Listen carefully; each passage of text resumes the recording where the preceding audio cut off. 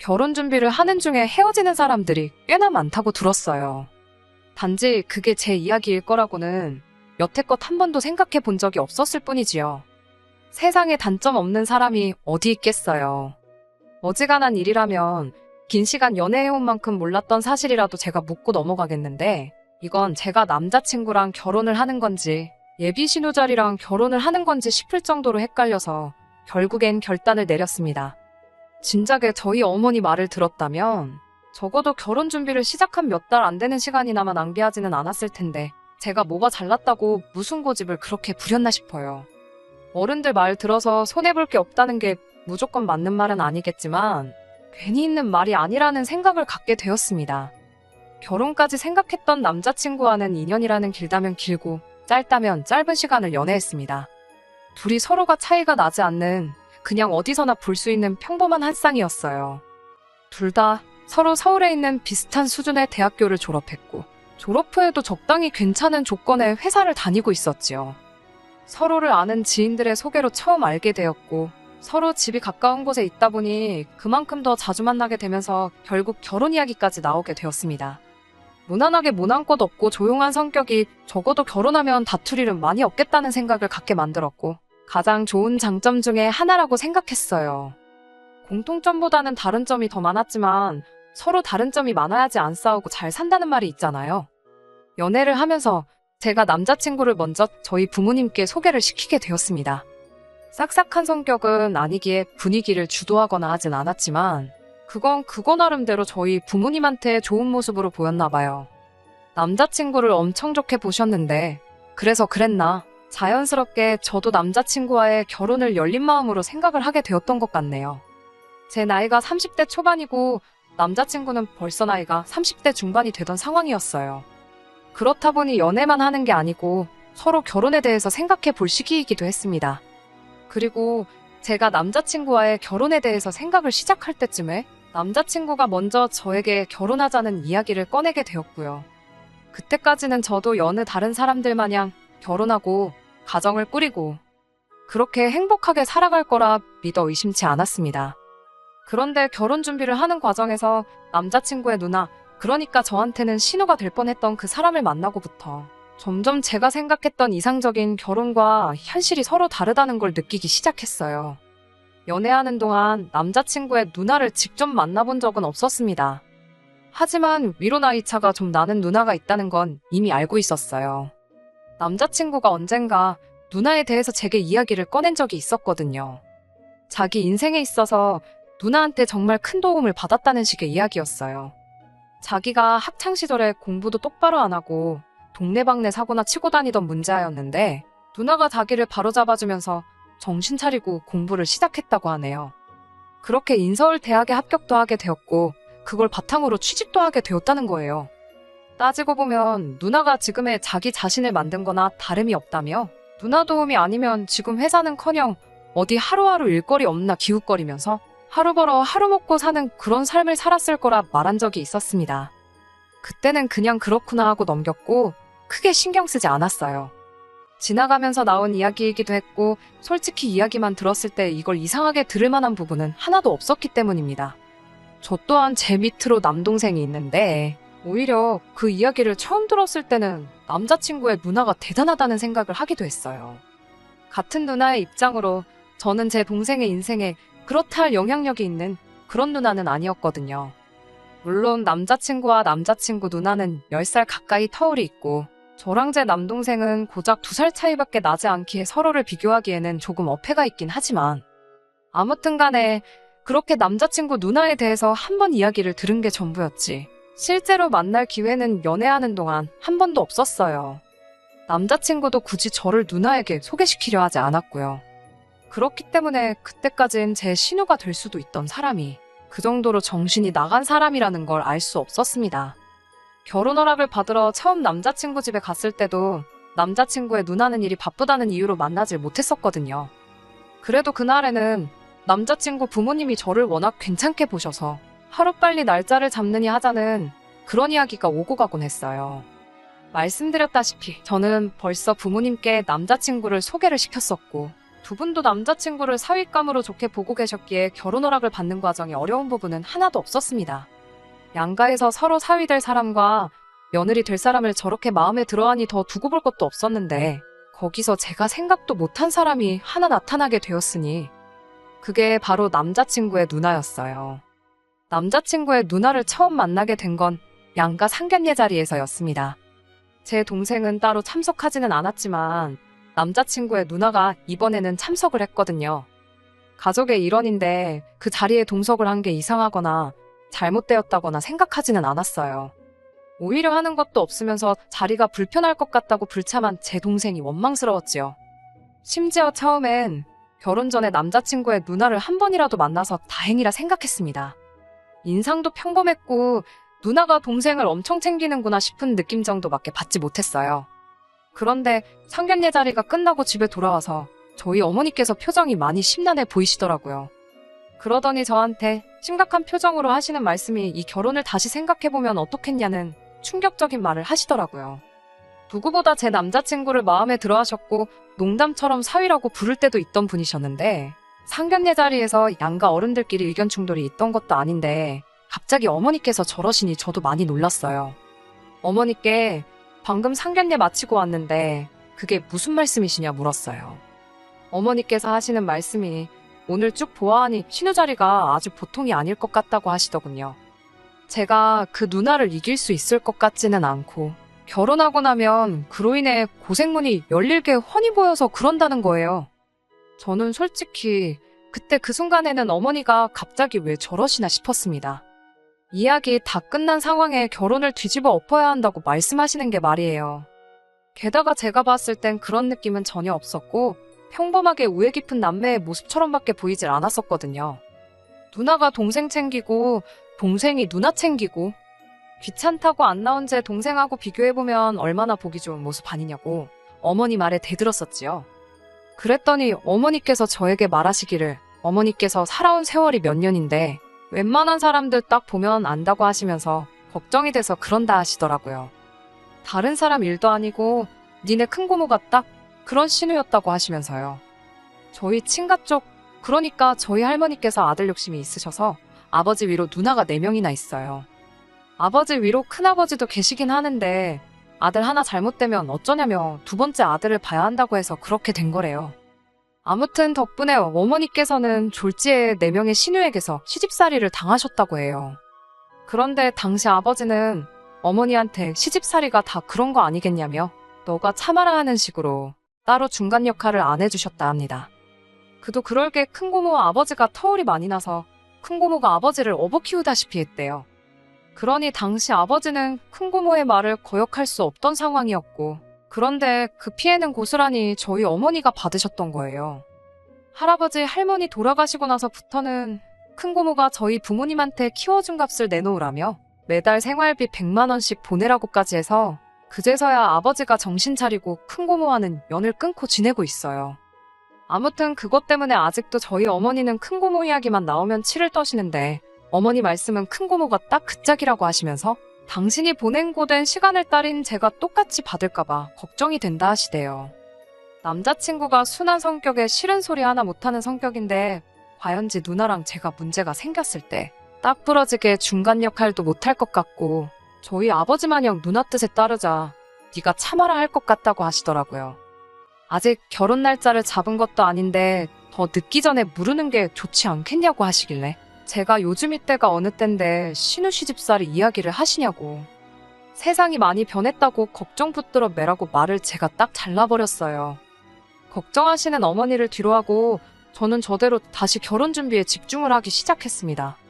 어쨌든 인생에 단 한 번 있는 결혼식인데 소중한 기억이었으면 싶어서 실수 없이 잘 준비하고 싶었어요. 제가 회사에서 하는 일이 연관이 되어 있기 때문에 여태까지 들어간 비용부터 앞으로 들어갈 비용까지 결혼식에 관련한 모든 걸 꼼꼼히 정리해 표로 만들어 놓았습니다. 아낄 수 있는 곳은 아끼고 욕심 부릴 곳은 욕심 좀 내려고 했어요. 남는 건 사진밖에 없다잖아요. 그래서 웨딩 촬영이나 본식 촬영 부분에 예산을 넉넉하게 잡았어요. 그러면서 자연스럽게 스드메 쪽에도 비용이 평균보다는 조금 더 들어가게 되었지요. 하지만 그렇다고 해서 그게 막 몇천만 원 단위로 더 들어가는 것도 아니고 몇십만 원 차이밖에 나지 않았어요.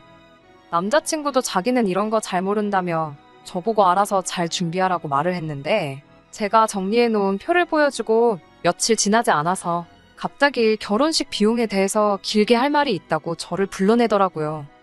그런데 그 자리에 나가보니 다른 사람도 아니고 남자친구의 누나가 그 자리에 같이 앉아 있었어요. 남자친구의 말은 겸사겸사라고 상견례 때 말고는 누나를 따로 소개시켜준 적이 없지 않았냐며 이참에 누나랑 인사도 시키고 그러려고 불렀다 하대요.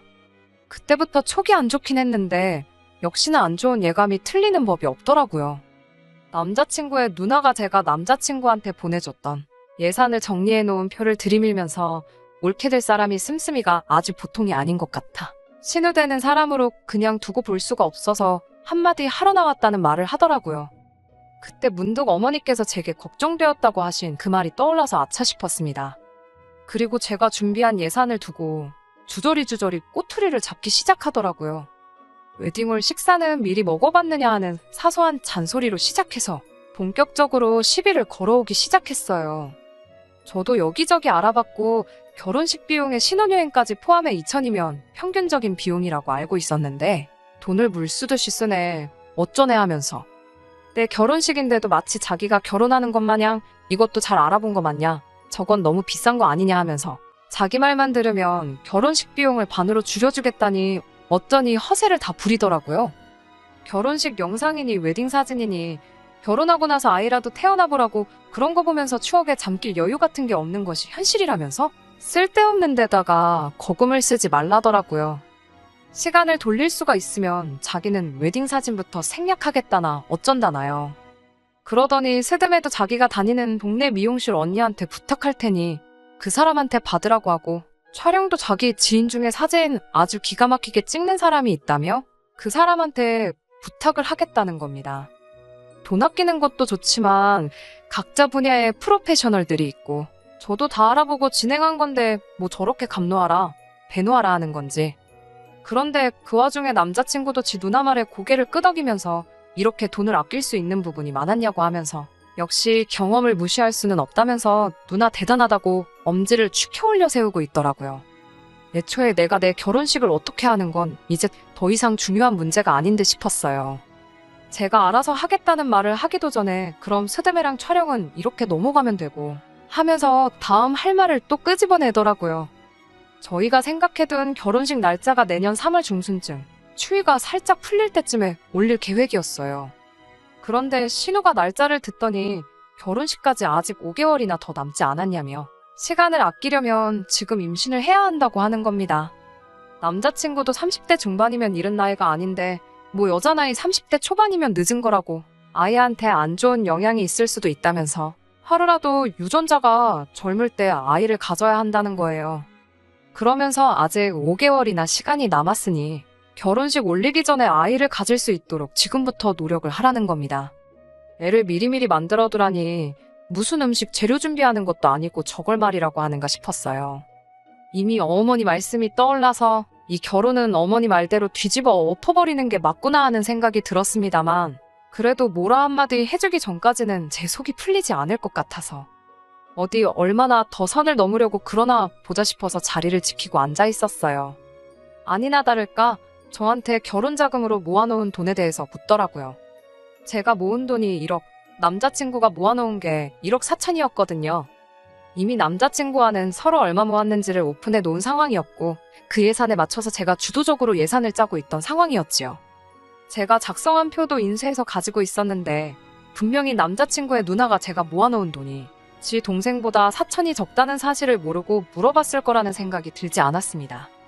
아니나 다를까 결혼식 비용으로 돈을 저렇게 흥청망청 써제끼는데 모아놓은 돈이 많을 리가 없지 그러면서 저를 앞에다 두고 제 흉을 보더라고요. 결혼 후에는 얼마나 낭비가 심할지 눈에 보인다고 하면서 참으로 걱정이라는 거예요. 결혼 전이랑 후는 완전히 다른 거라면서 지금 쓰듯이 돈 써버릇하면 거짓골을 피하지 못할 거라는 겁니다. 그러면서 올케가 잘 모르는 것 같아서 그러는데 현실을 깨우칠 때까지 내가 돈을 관리해줄게. 이러는 겁니다. 생활비는 필요할 때마다 자기한테 타쓰고 그러면 자기가 영수증 검사도 하게 될 테니 자연스럽게 허튼 데다가 돈 쓰지 않고 과소비 안 하는 버릇이 들을 거라는 거예요. 말인지 똥인지도 구분이 힘든 소리를 줄줄 늘어놓고 있으니 저도 점점 빠져들더라고요. 이 개소리에 향연의 끝이 있을까 싶어서 얼마나 더 떠들 수 있나 지켜보기로 했어요. 남자친구의 누나는 저희들한테 고마운 줄 알라며 하나뿐인 동생 위해서 자기가 바빠서 그럴 시간이 없지만 돈 관리를 해주기로 결심을 했다고 하는 거예요. 제가 시큰둥하게 모씹은 표정으로 지네 누나를 쳐다보고 있으니 남자친구가 낌새를 눈치챈 건지 그래도 누나 덕분에 결혼식 비용을 많이 줄여주지 않았느냐 하면서 누나가 원하는 대로 그렇게 하자고 하더라고요. 사실 여태까지 자기가 1억 4천이라는 거금을 모을 수 있던 것도 다 누나가 자기 대신 돈을 관리해줘서 그렇다고 하면서 누나가 돈 관리해주는 능력이 엄청 탁월하다고 믿고 맡길 수 있다는 겁니다. 더 듣고 있자니 시간도 아깝고 결국 남자친구 누나의 본심이 여태껏 제 앞에 개소리를 늘어놓은 이유가 제 월급을 관리해준답시고 제 돈을 가져갈 생각에 저랬던 걸 알게 되었으니 더 기다릴 필요가 없었지요. 그래서 남자친구 누나한테 여태껏 가스라이팅을 한 이유가 고작 동생 결혼하고 나서 동생 월급에 동생 와이프 월급까지 손에 쥐고 흔들고 싶어서 그런 거였냐고 했습니다. 가스라이팅은 무슨 가스라이팅이냐며 자기가 좋은 마음으로 해주는 건데 말버릇이 왜 그러냐고 받아치더라고요. 남자친구 누나한테 그 별것도 없는 새치어로 남의 월급을 통으로 가져가고 싶으면 좀 더 생각이란 걸 해봐야지 않냐고 잘 좀 생각해보라고 했지요.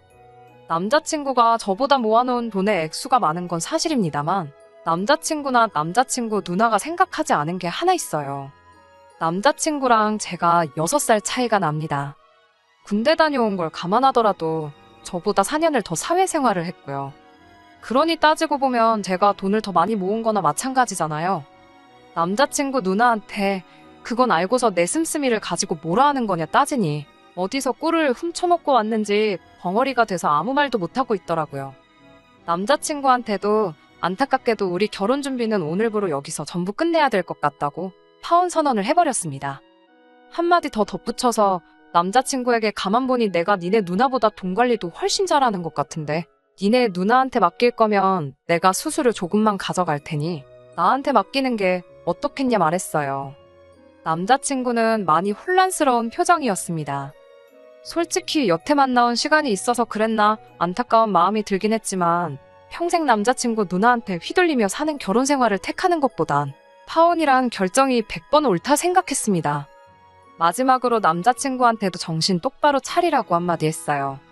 파혼을 결정하는 데 있어서 일을 크게 만든 건 니네 누나가 맞지만 결정적인 역할을 한 건 앵무새마냥 누나 말이 맞다고만 대답하고 있는 당신 모습에 크게 실망을 해서 그런 거라고요. 그러니까 이 파혼을 가지고 누나를 원망할 게 아니라 자기 자신을 가장 원망해야 하겠다 쏘아붙이고는 자리를 박차고 나왔습니다. 일이 이렇게까지 될 줄은 몰랐지만 어머니 말씀에 진작에 귀 기울일 걸 그랬어요. 그러면 이런 꼴도 안 봐도 되고 시간도 많이 아꼈을 거 아니에요. 집에 도착해 자초지종을 이야기하니 그래도 결혼해서 이혼하는 것보다 파혼이 낫지 않냐면서 어머니께서 잘했다 하시더라고요. 어머니께선 오랜 세월을 바탕으로 축적된 경험으로 제게 해주신 충고였을 텐데 제가 너무 제 생각만 하고 자만했던 게 참 부끄럽더라고요. 아무튼 가스라이팅이란 게 그렇게 무서운 거라는 걸 이제야 알았네요. 거의 20년이 가까운 세월을 누나 말이 무조건 맞다고 맹신하고 거역도 못하는 사람이 돼버렸으니까요. 차라리 진작에 남자친구 누나를 만나봤으면 좋았을 텐데 이제 와서 다 끝난 마당에 생각해봐야 아무 소용없는 걸 알지만 누나가 일부러 상견례 날까지 결혼 날짜 잡을 때까지 자기 본 모습과 정체를 일부러 숨겼던 게 아닌가 싶습니다. 괜히 미리 보였다가 눈치채게 만들어 화투 내는 것보다 서서히 시간을 들여가며 자기 동생에게 했던 것처럼 저에게도 똑같이 가스라이팅을 할 계획이 아니었나 싶네요. 아마 저희 어머니께서 저에게 미리 경고해준 게 없었다면 만약이란 건 없지만 신우 말에 혹해서 넘어갔을 수도 있을 것 같네요. 그래도 어머니의 현명함 때문에 정말 지옥 문턱에서 유턴을 한 게 아닌가 싶어 안심이네요. 6개월 만에 다시 찾았습니다. 원래대로였다면 결혼식을 지난달에 올리고 딱 신혼여행 다녀와서 신혼생활을 즐기고 있었을 그때 그 스니입니다. 사연 남겼던 게 생각이 나서 이렇게 후기를 보내드려요. 사실 남자친구한테서 파혼을 하고 한 달이 지나지 않아서 다시 연락이 왔습니다. 제가 옳았고 누나가 틀렸다고 하면서 말이에요. 저는 솔직히 그날 충분히 이해를 시켜줬다고 생각했는데 제정신을 차릴 때까지 시간이 좀 걸린 게 아닌가 싶었어요. 얼굴이 반은 울상이 되어서 한다는 말이 누나가 여태까지 자기를 속여왔다는 겁니다. 무슨 말인고 하니 제 말을 듣고 자기가 곰곰이 따져서 계산을 해봤는데 아무리 생각해도 돈이 5천만 원 이상은 비는 것 같다고 하는 거예요. 자기가 자취를 하고 있었지만 뭐 취미가 있는 것도 아니고 술을 즐기는 것도 아니라서 생활비라고 별로 드는 것도 없는데 자기가 10년이 넘는 세월 동안 벌어들인 돈만 계산해봐도 1억 4천이면 돈이 너무 적다 싶었다네요. 그래서 지 누나한테 자기 돈을 관리한 내역을 좀 보고 싶다고 물어봤는데 누나가 보여준다 하면서 차일피일 미루다가 남자친구가 집까지 찾아가니 따로 관리한 내역을 적어놓은 게 없다는 식으로 나왔다는 겁니다. 알고 보니 그동안 남자친구 누나가 야금야금 남자친구 돈에서 자기 필요한 데다 쓰고 애들한테 쓰고 놀러 다니고 뭐 그랬던 사실을 알게 되었다네요. 그래서 이제 다 깨달았다고 누나랑은 연을 끊었고 이제 제가 하자는 대로 할 테니 다시 시작하자고 하는 겁니다. 그래서 남자친구한테 이제라도 정신 차려서 다행이고 다시 시작할 마음은 없으니까 다른 사람 찾아보라고 한마디 해줬네요. 결국 스스로 잘해볼 생각은 없고 누나 대신으로 찾은 게 저니까 제 말 듣고 살겠다는 거잖아요. 자기 스스로 생각해서 결정도 못 내리는 그런 사람하고 살아봐야 좋을 거 하나 없고 저러다 또 언제 누나 품에 돌아갈지 누가 알겠나 싶어서 내 사전에 두 번째 기회란 없다고 그냥 잘 살라고 했습니다. 그렇게 영영 이별하게 되었는데 아쉬운 건 하나도 없네요. 그냥 속이 후련할 따름입니다. 끝까지 들어주셔서 감사합니다. 오늘의 사연은 여기까지입니다. 구독과 좋아요, 알람 설정 부탁드리고 더 좋은 사연으로 다시 찾아뵙겠습니다. 감사합니다.